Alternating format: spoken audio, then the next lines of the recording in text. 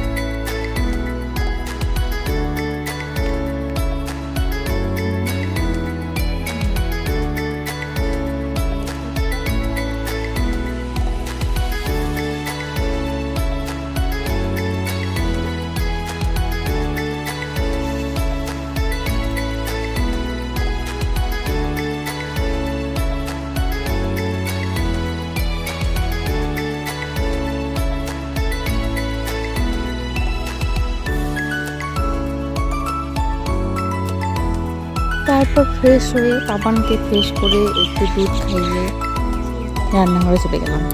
রান্নাঘরে গিয়ে আজকে তাড়াতাড়ি করে রুটি বানালাম।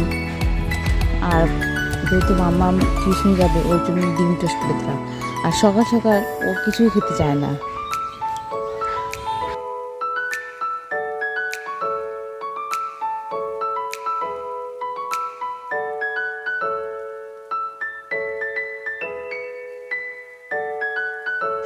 তারপর রান্না করলাম আজকে চাল কুমড়া ডুমডুম কেটে আলু দিয়ে, আর একটু মশলা করে নিয়েছিলাম, ওটা দিয়ে রান্না করলাম।